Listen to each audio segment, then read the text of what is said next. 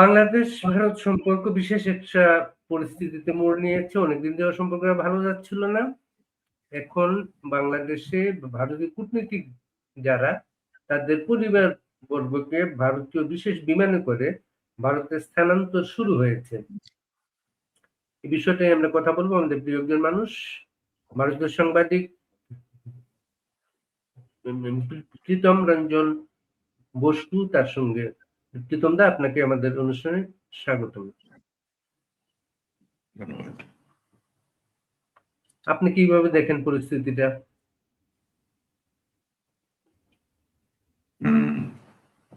এটাকে মানে বলা হয় টেল ইন্ডিকেশনস, যে নানান ধরনের স্পেসিফিক সিকিউরিটি ইনপুটস আছে অ্যাবাউট বাংলাদেশ, এবং সেটা নিশ্চয়ই আপনি জেনে রাখবেন যে যেগুলো টপ ইন্টেল এজেন্সিজ আছে তাদের নিজেদের ভেতর নিশ্চয়ই যোগাযোগ আছে। সাধারণত এই ধরনের ইনফরমেশনে একটা থাকে,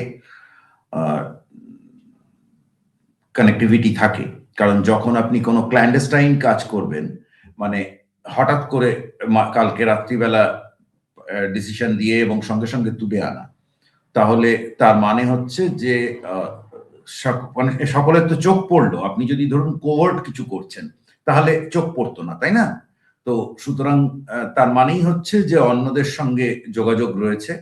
আমাদের জানতে হবে যে অন্যান্য যে এম্বাসিগুলো আছে সেখানে তারা কি করছে, তাদের কি কি ধরনের মুভস তারা নিচ্ছে, সেগুলো দেখলে খানিকটা পরিষ্কার হতে শুরু করবে।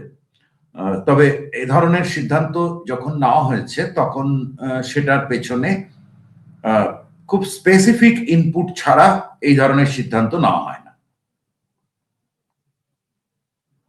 স্পেসিফিক বিষয়টা সম্পর্কে আপনারা কিছু আভাস পেয়েছেন? না, এই আভাস সংবাদপত্র অব্দি পৌঁছয় না কখনো। এগুলো জানা যায়, আস্তে আস্তে জানা যায়, দুম করে জানা যায় না।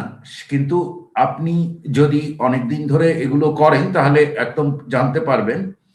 কারণ প্রথম কথা দেখুন, বাংলাদেশে যে এক্সট্রিমিস্ট একটা রিসার্জেন্স হচ্ছে, কনসলিডেশন হয়েছে, ট্রেনিং হচ্ছে, এই খবরগুলো 1.5 বছর ধরে ছিল। এবং আরো একটা জিনিস ছিল যেটা বাইরে থেকে কিছু অপারেটিভস ঢুকেছিল।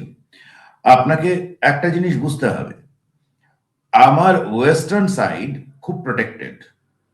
কেমন? আপনি যদি আমার বর্ডারও দেখেন তাহলে এই যে ইনফিল্ট্রেশন বা ইত্যাদি সমস্যাগুলো একটা ছোট 200-300 কিলোমিটারের ভেতর থাকে। পাঞ্জাব সাইডে যেখানটা একটা আছে, আর ওপরে যেখানে হয় কাশ্মীরের ওই সমস্ত বর্ডারে, সেটা কিন্তু এক্সট্রিমলি হস্টাইল টেরাইন, মানে সেখান দিয়ে অত সহজ না। ওরাও যেমন ঢোকে তেমনি গুলি খেয়ে মরে ওরা। তো তো অত ব্যাপারটা আমার দেশের মধ্যে, তারপরে ওখানে ঢুকে ওখান থেকে ওকে নেমে আসতে হবে দেশের ভেতর কিছু ঘটাবার জন্য বা ইত্যাদি, এরকম অনেক পরিস্থিতি আছে। ফলে বাংলাদেশের দিকটা যেহেতু হিস্টোরিক্যালি এটা কে ফ্রেন্ডলি নেশন, তাই জন্য হিস্টোরিক্যালি আপনি যদি আমাদের ওয়েস্টার্ন বর্ডারের সিকিউরিটি দেখেন সেটা অনেক স্ট্রং, অনেক স্ট্রং। তো সেইভাবে হিস্টোরিক্যালি এখানে হয়নি। এখানকার বর্ডার এমনিতেও পোরাস, আরো অনেক ইস্যুজ আছে। তো ফলে যখন আপনি কিছুদিন ধরেই যদি খেয়াল করে দেখেন, গত 1 মাসের মধ্যে দুবার, মাসখানেকের ভেতর দুবার বাংলাদেশের এনএস এর সঙ্গে দেখা হয়েছে আমাদের কর্তা ব্যক্তিদের। তো এর মানেই হচ্ছে যে সিকিউরিটি স্ট্র্যাটেজিক ইস্যুতে এক্সচেঞ্জেস হয়েছে, প্লাস আমাদের সেনা প্রধান কিছু কথা বলেছেন। এরা যেগুলো জানবে সেগুলো তো বাইরে বলবে না কখনো। কিছু কিছু যে বলছে সবকটা পয়েন্ট মিলছে, তার সঙ্গে এই ঘটনাটা ঘটছে, তখন আপনি কানেক্টিং দ্য ডটস করতে পারছেন যে কোথায় একটা কিছু আছে, গন্ডগোল হয়েছে। আর বাংলাদেশের পরিস্থিতিটা হচ্ছে, বাংলাদেশে এখন ইউনূস সরকার তারা এই যে ঘটনাটা ঘটলো, দিয়ে একটা জিনিস পরিষ্কার, ইউনূস সরকার কোনোভাবে আর ক্ষমতার আশেপাশে থাকতে পারবে না, এটা পরিষ্কার হয়ে গেল। কারণ বাংলাদেশে এরকম একটা প্রচেষ্টা হচ্ছিল বলে আমাদের খবর যে ইউনূস সরকার কিন্তু ক্ষমতা ছাড়তে চাইছিল না। তারা ওটা ধরে বসেছিল এবং তারা কিছু খেলাধুলা ওখানে করছে, বা তাদের লোকেরা, মানে তারা ডাইরেক্ট করছে না, মানে তাদের যে পলিটিক্যাল সাপোর্ট গ্রুপটা আছে তারা করছে। সুতরাং দুটোই তো মেইন সাপোর্ট গ্রুপ ছিল, বিএনপি আর জামাত, রাইট? তো এই ইসলামিক গ্রুপের ভেতর একটা সুতরাং এই ইলেকশন ঘিরে একটা বড় রকমের গন্ডগোলের জায়গা তৈরি হচ্ছিল, এবং ভারত যেহেতু সিগন্যাল করে দিয়েছে যে ইউনূস সরকারের সঙ্গে তারা আর ইন্টারেস্টেড নয় এই ব্যাপারটাকে চালিয়ে নিয়ে যেতে, সুতরাং তারই প্রেক্ষিতে হচ্ছে যে আমরা টি-20 ওয়ার্ল্ড কাপ নিয়ে যে রিয়াকশনটা আমরা ইউনূস সরকারের কাছ থেকে দেখলাম। দেখুন, ইউনূস সরকার চলে যাবেন, আপনার এক মোস্তাফিজকে বাদ দেওয়া হয়েছে ইন্ডিয়াতে পপুলার ডিমান্ডে, এই অবধি ঠিক আছে। বাংলাদেশের এটাতে রাগ করারও অধিকার আছে আমি মনে করি, এবং তার বদলে বাংলাদেশ আইপিএল সম্প্রচার বন্ধ করলো, কি 4টে কালো পতাকা দেখা, যাই হোক কিছু একটা করলো, খুব কড়া একটা রিয়াকশন দিল। এই সবগুলো এক্সপেক্টেড ছিল। যখন বাংলাদেশ তার টি-20 ওয়ার্ল্ড কাপ খেলাটার থেকেই বেরিয়ে গেল, এই যে স্টান্সটা নেওয়া যে আমরা পাকিস্তানের থেকে এগিয়ে গেল, কিন্তু কারণ পাকিস্তান অনেক কিছু বলে কিন্তু করে না, এরা পাকিস্তানের ওপর চলে গেল, আমাদের ওখানে দিতে হবে নয়তো আমরা করব না। এই যে স্টান্স, এত কড়া স্টান্সের একটা আউটগোয়িং গভর্নমেন্টের কি দরকার ছিল? দরকার ছিল না। কোন, তাদের আর কি প্রুভ করার আছে? তারা তো পলিটিক্যাল পার্টি নয়। তাহলে তারা কি করছে? আসলে পিচটাকে কঠিন করে দিয়ে যাচ্ছে, যাতে পরের সরকারটা না ভারতের সঙ্গে সেভাবে সম্পর্ক করতে পারে। কিন্তু কেন করছে? তাদের কি স্বার্থ এর মধ্যে? সুতরাং সেখানেই প্রশ্নটা আছে যে তাদের নিশ্চয়ই কোথাও একটা স্বার্থের হানি হয়ে গেছে, যে কারণে এই রিয়াকশন গুলো হচ্ছে। যখন আর কিছু করার নেই তখন কিছুটা ক্ষতি করে দিই, এই ধরনের একটা ব্যাপার। তাতে বাংলাদেশ ক্রিকেটের কি হবে না হবে এটা দেখার বিষয় নয়, একটা সুইসাইডাল মেন্টালিটি। তো এই সুতরাং ইলেকশন ঘিরে একটা আমাদের তো আর বলার কিছু নেই যে জামাত চাইছিল ক্ষমতায় থাকতে, যারা মনে করেছিল ক্ষমতায় তারা আসবে, এখন সেই পরিস্থিতি চাই। সুতরাং এই সরকার যেটা করেছে তাতে যারা যত বেশি অ্যান্টি ইন্ডিয়া তারা তত বেশি করতে পারবে। সুতরাং অ্যান্টি ইন্ডিয়া হওয়ার জায়গায় হয়তো কেউ মনে করতে পারে যে জামাত আরো বেশি হতে পারবে, কি অমুকরা হতে পারবে, জামাত হোক যাই হোক, নাম যাই হোক। তো এই হচ্ছে মূলত ব্যাপারটা। আপনাদের কেন মনে হচ্ছে ইউনূস সরকার থাকছে না? ইউনূস সরকার যে গণভোটে তার যে জোরদার একটা প্রচেষ্টা, মূল টার্গেটটা হচ্ছে ইউনূস আগামীতে রাষ্ট্রপতি হবে বাংলাদেশ। সুতরাং যদি হয় তাহলে ভারতের কাছ থেকে কি ধরনের বাংলাদেশে কেউ ভারতীয় সহায়তা ছাড়া বাংলাদেশে সরকার চলতে পারে, বাংলাদেশ দেশ হিসেবে, অর্থনীতি হিসেবে চালানো মুশকিল। এটা একটা বাস্তব সত্যি, মানে এটা নিয়ে কোনো যেমন মালদ্বীপসের ভারতকে বাদ দিয়ে তার চলা মুশকিল। তো একই রকম এটার মধ্যে কোনো নেই, এরকম থাকে, এর মধ্যে কোনো তো খারাপ ভালোর বিষয় নয় এটা। তো সুতরাং ভারতের সঙ্গে যদি ইউনূস হয়, আপনার বক্তব্যে যুক্তি আছে, সেক্ষেত্রে এটা আরো বড় জিওপলিটিক্যাল কন্টেস্টে চলে যাবে। কারণ ইউনূস সরকার যদি থেকে যায় তাহলে সেটা একমাত্র থাকতে পারবে যখন সে শুধু কোনো একটা দেশের সাপোর্টে থাকবে। ধরে নিতে হবে এক্ষেত্রে আমেরিকান সাপোর্ট বা আমেরিকান অ্যান্ড ইউকে সাপোর্ট। তাহলে ইন্ডিয়া উইল সেক্ষেত্রে কমপ্লিটলি অ্যান্টাগনিস্টিক ফোর্স। কেমন? যারা যেতে কাজ করতে দেবে না, তাকে নড়তে দেবে না। তো সুতরাং প্রমাণ হয় সেটা সেটা হতেই পারে। তবে আমার এই মুহূর্তে মনে হয় যে ইন্ডিয়া পরিষ্কার সিগন্যাল দিয়েছে যে it is not a signalling, in fact একদম গ্রাউন্ড প্রিপারেশন বেসড অন তাদের যে ইনপুটস আছে তার বেসিসে তারা ফার্স্টে ডিপ্লোম্যাটদের ফ্যামিলিকে সেফটিতে নিয়ে এসেছে, এবং তারপরে আগামীতে কি হবে, কোন দিক থেকে ফায়ারওয়ার্কস হবে, কিভাবে কি গড়াবে আমাদের দেখতে হবে, কারণ এগুলো এগুলো কখনো পাবলিক ডোমেইনে এভাবে আসবে না। ঘটনা ঘটে যাওয়ার পর আমরা জানতে পারবো কি ঘটেছে। নিরাপত্তার সমস্যা কি তাহলে ক্রিকেট সম্পর্ককে কেন্দ্র করে যে ডিপ্লোম্যাটদের কোনো পরিবারের সদস্য আক্রান্ত হতে পারেন, অথবা তাদের কাউকে অপহরণ করা হতে পারে, এমন কোনো ধারণা? না, কাইট ফ্লাইং করে তো লাভ নেই, কিন্তু অ্যাটাক হতে পারে এটা তো বোঝাই যাচ্ছে, তা না হলে আপনি তুলে নিলেন কেন? কেমন? তো অ্যাটাক হতে পারে, তার কারণ হচ্ছে দেখুন, বাংলাদেশ এখন একটা, অতীতে সরকার ভালো হয়েছে, সরকার খারাপ হয়েছে, আমাদের সঙ্গে কখনো সম্পর্ক ভালো ছিল না, কখনো সম্পর্ক খুব ভালো ছিল, ইত্যাদি ঘটেছে। কিন্তু এখন যে সরকার আছে সে সে সাধারণ যে নিয়মগুলো তার সব বাইরে অপারেট করছে। যেমন ধরুন ১,৫০০ অস্ত্র অফিসিয়ালি, পুলিশের লুট হওয়া অস্ত্র বাইরে আছে। কেমন? এখন স্বরাষ্ট্রমন্ত্রী বলছে যে ওই অস্ত্র ব্যবহার হবে না, এটা আমি আপনাকে গ্যারান্টি দিয়ে দিচ্ছি। তার মানে কি উনি জানেন, নাকি ওনাকে কানে কানে বলে গেছে কেউ? ১.৫ বছর ধরে উনি অস্ত্রগুলো রিকভার করতে পারলেন না, এখন বলছেন ওই অস্ত্রটা ব্যবহার হবে না। তাহলে মানেটা কি দাঁড়ায়? মানে দাঁড়ায় যে সরকার নিজে অস্ত্র রিকভার করেনি। কেউ তো বলতেই পারে এই কথাটা, যে সরকারের সঙ্গে কোনো গোষ্ঠীর যোগ আছে।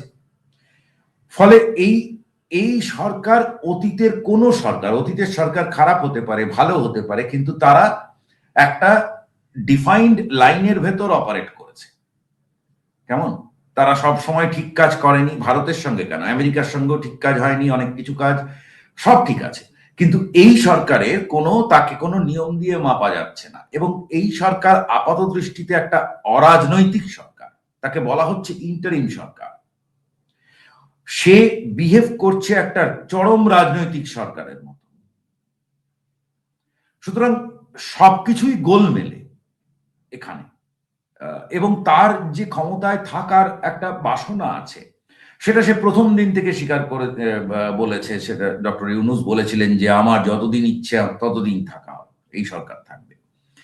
তো এই ধরনের অদ্ভুত প্যারাডাইমের ভেতর অপারেট করছিল সরকারটা, এখন একটা ক্রাক্সে পৌঁছে গেছে, যে ক্রাক্সে অবশ্যই ভারত একটা সাইড নিয়ে নিয়েছে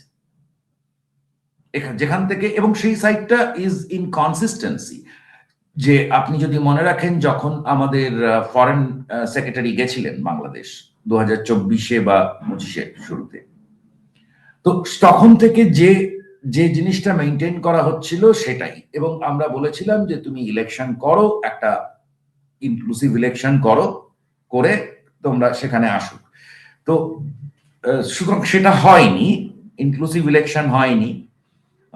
তাতে দেশের ভেতর যথেষ্ট রকমের পরিস্থিতির সৃষ্টি হয়েছে, নানান রকম পরিস্থিতি। আপনি হাফ অফ দ্য পপুলেশন, তাকে আপনি চয়েস দেবেন না, এটা কোনো বাস্তব পরিস্থিতি নয়। তো এবারে এখন যেখানে গিয়ে দাঁড়ালো, তাহলে যে ইন্ডিয়া ওই কনসিস্টেন্ট স্ট্যান্ড, সেইখান থেকে একটা কনসিস্টেন্ট স্ট্যান্ডের জায়গায় গেল, মাঝখানে একটা সিগন্যাল দিল পরিষ্কার যে বিএনপি ক্ষমতায় এলে সরকার বিএনপির সঙ্গে কাজ করবে, এইটা সরকার পরিষ্কার করেছে। কিন্তু আরো সঙ্গে এটাও সরকার পরিষ্কার করছে যে বাংলাদেশে স্পেসিফিক সিকিউরিটি রিস্ক আছে, ইস্যুস আছে। সুতরাং বিএনপি সরকারে এলে তাকে ওই সিকিউরিটি রিস্ক গুলো এলিমিনেট করতে হবে। সোজা কথায় জঙ্গি দমন অভিযান চালাতে হবে। মানে আপনি বলছেন এই যে উদ্যোগটা শুধু ইউনূস সরকার না, আপকামিং গভর্নমেন্ট, তাদের উদ্দেশ্য একটা ভারতীয় বার্তা। দেখুন, দেশ তো আইডিয়ালি আপনি বলবেন ভারত সরকার, সরকারে বিজেপি থাকতে পারে, কংগ্রেস থাকতে পারে, যে কেউ থাকতে পারে, কিন্তু সরকার সরকার, সেটা দেশের রেসপন্সিবিলিটি, তাই না? তো গতকাল ধরুন ধরুন আমাদের মনমোহন সিংজির সময় যে বাংলাদেশের সঙ্গে কোনো চুক্তি হয়েছিল, আমার পরের জন এসে বললো আমরা ওই চুক্তি মানি না, এটা হতে পারে না। বাংলাদেশে এই ঘটনাটা ঘটছে, বা এরকম একটা আবহ তৈরি করা হয়েছে, যেটা মানে গন্ডগোলের বিষয়। সুতরাং দুটো জিনিস আলাদা। ভারত পরিষ্কার সিগন্যাল দিয়েছে সে বিএনপির সঙ্গে কাজ করবে, বিএনপি ক্ষমতায় এলে। একই সঙ্গে ভারত তার পরিষ্কার ফোকাস এরিয়া সম্পর্কে, সে কি চায় সেটা সম্পর্কে খুব পরিষ্কার ধারণা দিচ্ছে, যে কোথায় সমস্যা আছে। সেই সমস্যাকে সরকারকে ঠিক করতে হবে। যদি কোনো সরকার বাজে হয় তাহলে সেই সরকারের প্রতি আমার কমপ্লিট অনাস্থা রইল। আমি প্রমাণ করে দিলাম একটা ইন ওয়ান স্ট্রোক যে এই সরকারের প্রতি এখানে এরা আর কিচ্ছু করতে পারবে না আমাকে, রাইট? তাহলে আমি আমারটা বুঝে নেব, এটা বলা নেই কিন্তু উজ্জ্বল, কিন্তু এটাই রইল। যদি সরকার কাজ না করে তাহলে ভারত নিজের মতো করে বুঝে নেবে কোনখানে কোন রিস্ককে এলিমিনেট করে দেবে। কিন্তু তা না হলে পরে আগামী সরকার এসে সেই এরিয়াতে কাজ করবে।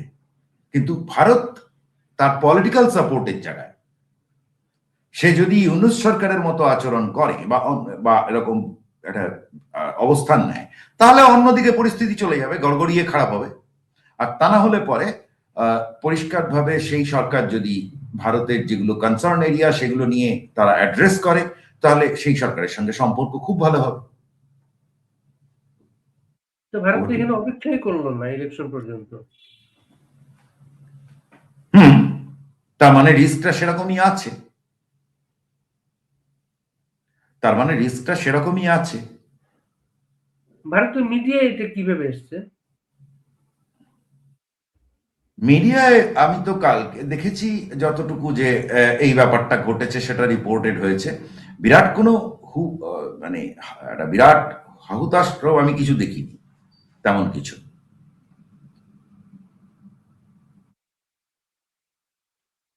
আপনি একটা যে আপনি লক্ষ্য করবেন যেটা ইরানের সাথে আমেরিকার যে সাম্প্রতিক টানাপোড়েন যেটা, ওখানে যখন ইরান বলল তারা মধ্যপ্রাচ্যে নানা মার্কিন স্থাপনায় আক্রমণ করবে, তখন আমরা দেখলাম আহ ওমান থেকে মার্কিন সৈন্য প্রত্যাহার করা হলো।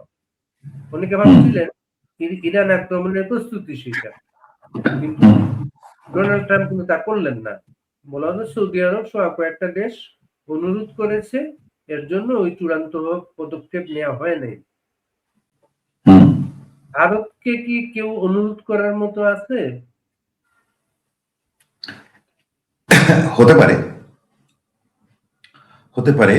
যেমন শোনা যাচ্ছে যে ইউকে ডিপ্লোম্যাট এসছেন, তো ইউকে জেনারেলি ওখানে ইউএস এর চামচে হয়ে কাজ করছে ওই অঞ্চলটায়, কিন্তু ইউকের ইন্ডিয়ার সঙ্গে বেশি বড় ইন্টারেস্ট আছে। ইন্ডিয়া ইউকে এফটিএ কয়েকদিন আগেই সাইন হয়েছে, কেমন কিছুদিন আগে, তো যেটার উপর স্টারমার সরকারের টিকে থাকার জায়গায় একটা একটা বড় অবলম্বন ভারত ইউকে এফটিএ। তো সুতরাং বিশ্ব রাজনীতি তো নানান রকমের ব্যাপারের উপর দিয়ে চলছে। তো সেখানে কোনো একটা ইউনিল্যাটারাল কোনো নেই, আইডিওলজিক্যাল কিছু নেই পজিশনসের জায়গায়। যে যেখানে যতই করুক, কিন্তু এই অঞ্চলে যে ভারতীয় আধিপত্য থাকবে এই জিনিসটা একেবারে ডিফাইন্ড। এটা নিয়ে কেউ লড়াই করছে না। কিছুদিন লড়াই হবে, তারপরে আবার ঠিক হয়ে যাবে, আবার সেটেল হয়ে যাবে, নিজেরা নিজেদের মধ্যে সবাই ঠিক করে নেবে। তো এই আধিপত্যের বিরুদ্ধে শুধু ইউনূস গভর্নমেন্ট না, বিএনপি নেতাদেরও স্পষ্ট বক্তব্য আছে। তারেক রহমান বাংলাদেশে এসে বলেছেন আধিপত্যবাদের বিরুদ্ধে তাদের অবস্থান অক্ষুণ্ণ থাকবে। সে ঠিক আছে, সে তো আমার দেশেও তো কত বলা হয়েছে। সিপিএম বা অনেক সরকার বলেনি মার্কিন সাম্রাজ্যবাদের বিরুদ্ধে, তাতে কি মার্কিন সাম্রাজ্যবাদ কমেছে না বেড়েছে? সুতরাং ওটা কোনো বিষয় নয়, ওটা রেটরিক। এগুলো যা খুশি বলুক, যেটা জিও পলিটিক্স, জিও কন্টেস্ট, সেটা জিও পলিটিক্স। এখানে আপনি যা খুশি মানে আপনি আমি আমি যেগুলো বলছি সেগুলো যে আমি চাই ভারতে এরম এরম তো নয়, মানে এটা তো geopolitics, high power game. তো সুতরাং কিভাবে হচ্ছে, কিভাবে দেখা হচ্ছে, এটাই সারা পৃথিবীতে পাওয়ার হায়ারার্কি আছে। এত বড় এত বড় অর্থনীতিকে শক্তিশালী করা হচ্ছে, সেটা কি এমনি? সুতরাং আপনি বলতেই পারেন আমি আধিপত্যবাদের বিরুদ্ধে, হে বলুন গে, তাতে কিছু এসে যায়। আসল হচ্ছে বাস্তবে ঘটনাটা কি ঘটবে বা কিভাবে কন্টেস্ট গুলো আসবে। তা না হলে এই অঞ্চল জুড়ে এই যে আপনি আধিপত্যবাদের বিরুদ্ধে তো যাবেন, খুব ভালো কথা।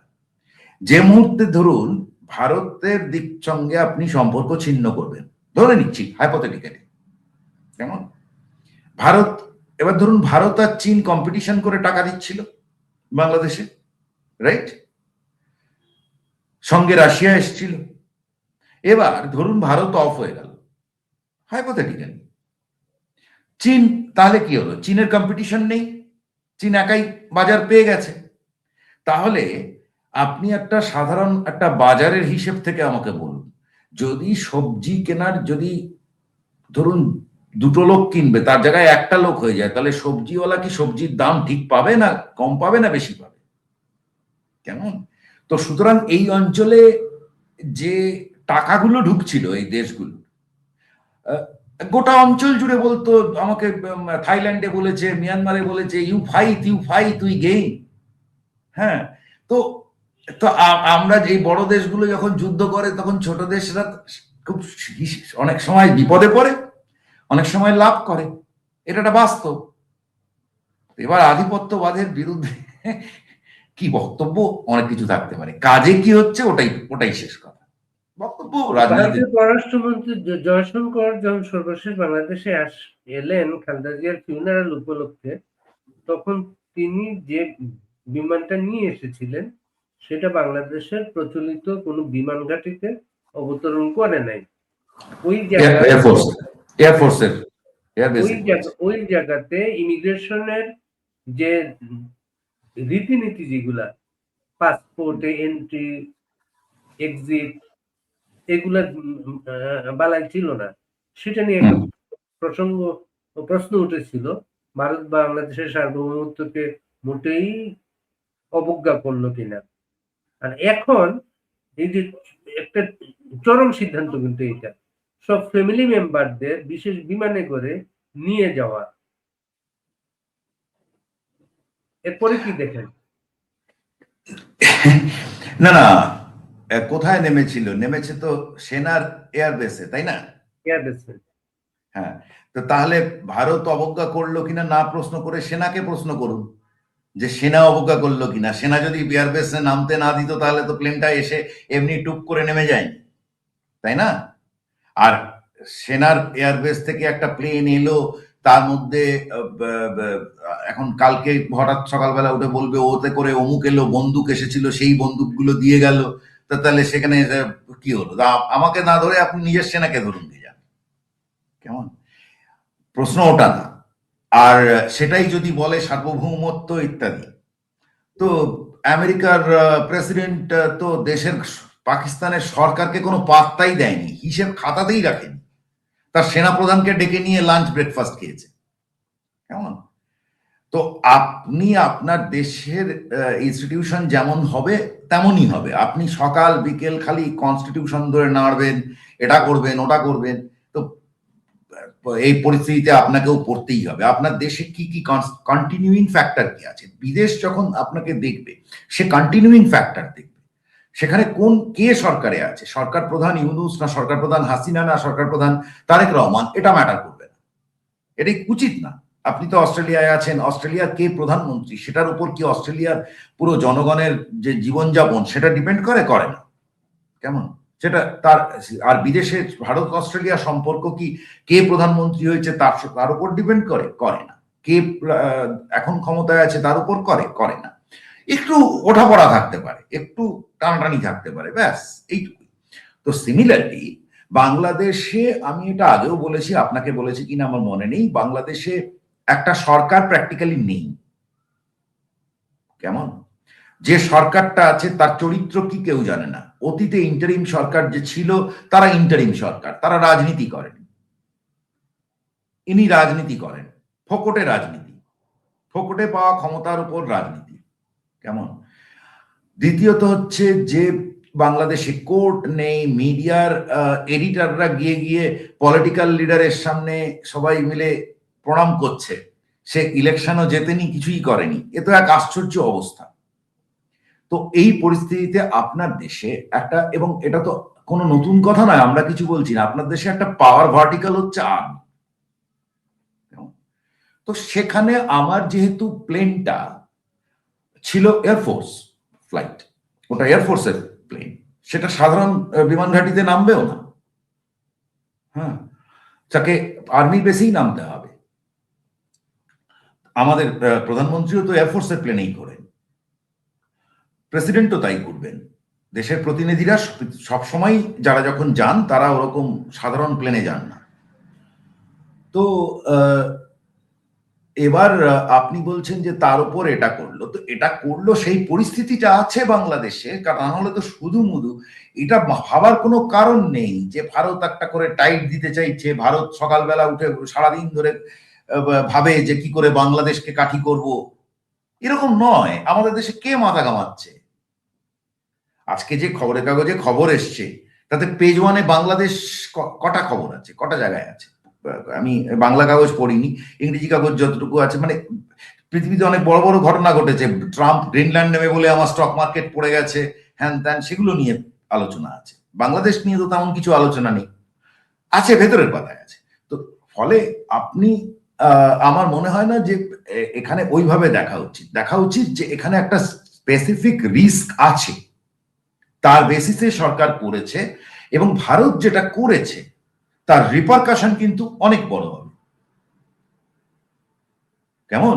কারণ ভারত যখন মনে করবে এখানে সিকিউরিটি রিস্ক আছে, তাহলে এই সিকিউরিটি রিস্কের কথাটা কিন্তু পৃথিবীতে আরো কয়েকটা ইন্টেলিজেন্সি জানে, আরো কিছু দেশের সরকার জানে উচ্চ মহলে, এবং সেই দেশগুলো কোনো ছোটখাটো দেশ না, পাওয়ারফুল দেশ। রাশিয়া তো অফকোর্স থাকবে তার মধ্যে, রাশিয়া থাকবে, ইসরায়েল থাকবে।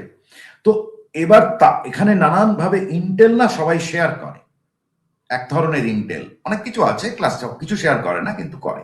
তার মধ্যে একটা আপনি দেখতে পাবেন, যেটা আমি সকালেও মঞ্জুরুলকে বলছিলাম, যে বেসিক্যালি বাংলাদেশিরা যখন অন্য কোনো দেশে যাবে, ইভেন উইথ ভ্যালিড ভিসা, তাদের ইমিগ্রেশনে অনেক বেশি সমস্যার সম্মুখীন হতে হবে।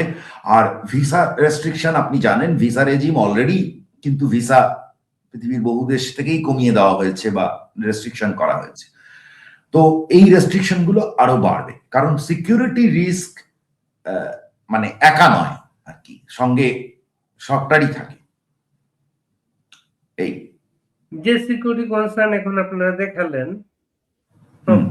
ডিপ্লোমেটদের ফ্যামিলিদের তুলে নিয়ে গেলেন, আবার সিকিউরিটি কনসার্ন নেই, সেটা বলা তো খুব তাড়াতাড়ি হবে মনে হয় না আপনার?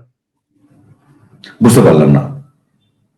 যে কনসার্নটা শো করলেন আপনারা, যে বাংলাদেশ আপনার ডিপ্লোমেটদের পরিবারদের বসবাসের জন্য নিরাপদ না, কনসার্ন শো করিনি আমরা। কনসার্ন বুঝে, কনসার্নটা এমন কোন লেভেলে আছে যেখানে আমরা আমাদের প্রিকশন নিয়ে নিলাম আগে। কনসার্ন শো করা মানে হচ্ছে আপনার দেশের সরকারকে যখন এনএসএ আসছেন তাকে বলা হচ্ছে যে এই সমস্যা আছে, অ্যাড্রেস কর, এটা কনসার্ন শো করা। আর এখন যেটা করলাম সেটা ইউনিল্যাটারাল অ্যাক্ট। আমি আপনার মতামতের উপর ডিপেন্ড করিনি, আমি আগে আমার নিজের ঘরকে সিকিউর করে ফেললাম। এই নিরাপত্তা সমস্যা যখন ফ্যামিলি মেম্বারদের নিয়ে ভাবা হলো, ডিপ্লোমেটদের নিরাপত্তা সমস্যাও তো আছে। তাহলে তাহলে এর ফলোআপটা কি দেখেন আপনারা? না, ডিপ্লোম্যাটদের নানান পরিস্থিতিতে কাজ করতে হয়। আমাদের একজন ডিপ্লোম্যাট ছিলেন যিনি ওই সেই এর যখন আমেরিকান ইনভেশন হলো আফগানিস্তানে, তারপর যিনি গেছিলেন আফগানিস্তানে, তো মানে প্রাণ নিয়ে বাঁচতে হয়েছে। পাকিস্তানে যারা যায় তাদের অনেক সময় তাদের হ্যারাসমেন্ট হয়েছে, হ্যাকলিং হয়েছে, ইত্যাদি এগুলো হয়েছে। তারা দে আর ট্রেইনড অ্যাবাউট ইট, আর তারা দেশের কাজ করছে। সুতরাং তাদের তাদের সম্পর্কে একটা থাকবে, অবশ্যই একটা ডিপ্লোম্যাটের নিশ্চয়ই রিস্ক আছে। আর বাংলাদেশে তো ডিপ্লোম্যাটকে, ভারতীয় ডিপ্লোম্যাটকে অপহরণের প্রথম ঘটনাটা তো ঘটেছিল একেবারে মুজিবের সময়তে, খোদ মুজিবের সময়তে। অপহরণ হয়নি, চেষ্টা হয়েছিল। তো এই সুতরাং সেটা তো থাকতেই পারে। এখন দেখুন, তখন যেটা ছিল যে সরকার, দুটো জিনিস আলাদা। এটাই আমি মানে আমার মনে হয় যে এই জায়গাটাকে ভালো করে বলা দরকার। পৃথিবীর সব দেশে নাশকতামূলক ঘটনা ঘটেছে, নাশকতামূলক ঘটনা ঘটে, এটা বাস্তব। সুতরাং নাশকতামূলক ঘটনা বাংলাদেশেও ঘটতেই পারে, এই অবধি কিন্তু আমাদের মেনে নিতে হবে। হোলি আর্টিসান কি হয়নি? হয়েছে তো, তাই না? অত বড় ঘটনা, জাপানিজরা সব থেকে বেশি ক্ষতিগ্রস্ত। তো প্রশ্ন হচ্ছে সরকার কিভাবে রিয়াক্ট করেছে। দেশের সরকার কিন্তু মানে সর্বশক্তি দিয়ে রিয়াক্ট করেছে। তাতে তারা কিছু ভুল করেছে, সেই ভুলগুলোকে এখন কেনা কাড়া খুঁজে বার করে এনে সেই সরকারটাকে দোষী করছে। কিন্তু ভুলটা ভুলই ছিল, এই ঘটনাটা ঘটনাই ছিল। হোলি আর্টিসান বাংলাদেশের যে হিস্ট্রিতে সব থেকে বড় টেরর অ্যাক্ট, এবং অফ দি স্টেটাস অফ কুটা বম্বে। তো আমাদের দেশে মুম্বাই অ্যাটাকের মতো বা পার্লামেন্ট অ্যাটাকের মতো। তো এই বাংলাদেশের এখনকার সিচুয়েশনটা হচ্ছে, যখন আপনি রিকল করছেন, যখন আপনি এই দেশটাকে সাউথ সুদান, আফগানিস্তান, ইরাক ইত্যাদির সঙ্গে এক কাতারে ফেলে দিচ্ছেন, তখন একটা জিনিস বোঝা যায় যে there is a breakdown or possibility of breakdown of the system. বুঝতে পারছি, মানে ঘটনা তো ঘটতেই পারতো। হাসিনার সময়ও কোনো, কেন বাংলাদেশে আমেরিকান অ্যাম্বাসাডারের উপর অ্যাটাক হয়নি? হয়েছে তো, আমেরিকান হয়েছে বা অন্য কোনো দেশের উপর হয়েছিল একটা অ্যাটাক। তো তো ঘটনা তো ঘটতে পারে, কিন্তু সরকার কি করছে সেটা ঘটার পর কিভাবে রিয়াক্ট করছে। তাহলে সরকারের উপর কোনো আস্থা নেই আর এই মুহূর্তে। বাংলাদেশে যে একটা সরকার আছে তার উপর কোনো আস্থা নেই। আমার ধারণা এটা মিন করে যে বাংলাদেশ এমন একটা পরিস্থিতিতে যেতে পারে যেখানে একটা কমপ্লিট ফ্লাক্স সিচুয়েশন হয়ে যেতে পারে, এবং সেজন্যই আগে ভাগে সাবধান হয়ে গেল তারা। আপনাদের এই উদ্যোগটাকে কেন্দ্র করে সামাজিক যোগাযোগ মাধ্যমে গুজব ছড়িয়ে পড়েছে ভারত বাংলাদেশের কোনো কোনো এলাকায় আক্রমণ করতে পারে। হ্যাঁ, আমি এটা বলে বলে ক্লান্ত। এক, বাংলাদেশ দখল করতে হলে 71 সালে করা যেত। দুই, আজ যদি এখন বাংলাদেশ দখল করতে হলে এত কথা শোনা, এত শোনার মানে হয় না। দ্বিতীয়ত হচ্ছে এভাবে একটা দেশে আক্রমণ হয় না, কেমন? কারণ ভারতকেও তো পৃথিবীর কাছে কিছু কারণ দিতে হবে। ভারত তো নর্থ কোরিয়া নয় বা কোনো রোগ স্টেট নয়, ভারত তো পাকিস্তান নয় যে কেউ টেররিস্ট পাঠিয়ে দেবে, ওকে অমুক করবে, বসে বসে সেনা ভাড়া দেয় হচ্ছে, এদিকে গালি মুসলমানদের মসিহা, ওদিকে গিয়ে এর ভাড়া খাটে আর ওর ভাড়া খাটে, এই তো সেম। তো এভাবে হয় না, আক্রমণ করার বিষয়টা এরকম নয়। হ্যাঁ, দেশের সরকার, আমাদের দেশে 2025 সালে যে অপারেশন সিন্দুর হয়েছে, অপারেশন সিন্দুরের ভেতর দিয়ে একটা সিকিউরিটি প্যারাডাইমকে সেট করা হয়েছে, যে সিকিউরিটি প্যারাডাইমটা তার আগের 10-15 বছর ধরে ডেভেলপ হচ্ছিল। সেটা হচ্ছে, আমার দেশের কোনো ক্ষতি করলে পরে টেররিস্ট অ্যাক্ট, যেটা কেমন, সেটাকে আমি অ্যাক্ট অফ ওয়ার ধরব। মানে বাংলাদেশে যদি কেউ বা কারা, তারা যদি ভারতের কোনো নাশকতামূলক কাজ করার বা ভারতের কোনো ক্ষতি করার কথা ভেবে থাকে, তাহলে এটা একটা অ্যাক্ট অফ ওয়ার। এটা এখন আমাদের সেট লাইন। ফলে যদি এভাবে দেখা যেতে পারে, আমি যখন আমার ডিপ্লোম্যাট ফ্যামিলিজদের উইথড্র করে নিলাম, তখন কিন্তু এক অর্থে আমি তাদের, এটা কিন্তু বেটার, আমি কিন্তু বিপদে ফেললাম না, আমি কনফ্রন্টেশন অ্যাভয়েড করে যাচ্ছি। কিন্তু ঘটনা কারা ঘটাতে পারে আমি জানি, সুতরাং আমি অপেক্ষা করব তারেক রহমান ক্ষমতায় আসার জন্যে এবং ব্যবস্থা নেওয়ার জন্য। যদি ব্যবস্থা নেয় তাহলে পরে এখান থেকে আবার পরিস্থিতি ভালোর দিকে ঘুরে যাবে।